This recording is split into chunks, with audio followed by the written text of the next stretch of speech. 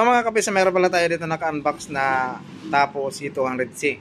So sa mga hindi pa sa wala pang nakakaalam na ito kung ano ang itsura ng Tapo C200C, kung paano siya install. Yan. So yung nakasanayan kasi natin na C200, yung Tapo C200, mayroon siyang bracket. So ito wala siyang bracket. Yan.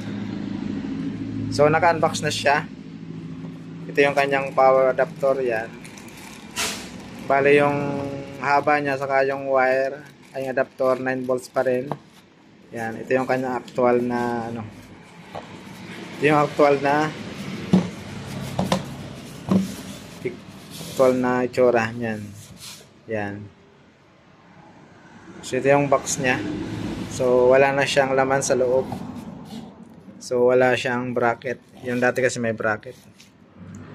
So ito iba. Kaya siya mura lang kasi wala siyang bracket. Yan.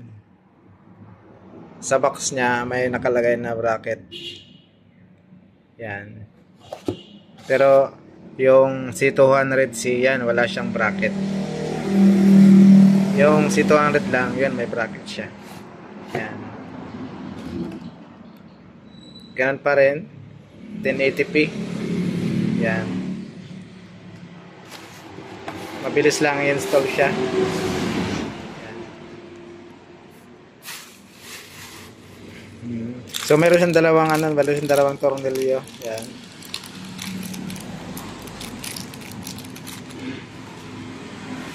So yung niya, yung SD card, ganoon pa din. Dito pa rin nilalagay sa baba ng yan dito, yan. Diyan pa rin yung SD card niya. Yan. Yung power niya dito pa rin yan. Yan. So pag in-install mo siya, halimbawa dito, pwede siyang paganyan, pwede siyang paganon, pwede siyang paganyan. Yan, lalagyan mo lang siya ng ng bracket. Yung bracket na pwede siyang malagyan ng tornilyo. Like plywood. Tapos yung L na L metal, pwede 'yun. Maraming magagawa na pwede gawing bracket. So kung sa kisame naman, mabilis sa kisame kasi siya. Ilalagay mo lang ito sa kisame, tapos mo na lang siya. Iikutin na lang. So ito yung kanyang itsura. Yan. Ganyan siya. Mabilis na lang siya. Yan. So paglagay mo ng tornilyo sa pader o kaya sa kisame o kaya sa kung ano yung gusto nyo paglayan ng tornilyo niya, mo lang siya, igaganon lang. Hindi na siya ikot. Ganon lang siya. Yan. Pag ganun. Yan. So kailangan yung tornilyo medyo malalim yung hindi yung medyo malalim para pag medyo masikip.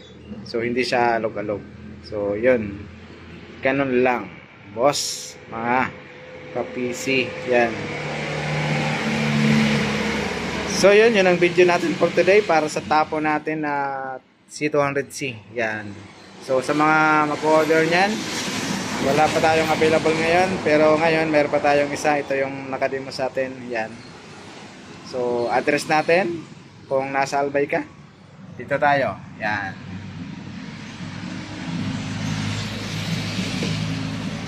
Okay, thank you.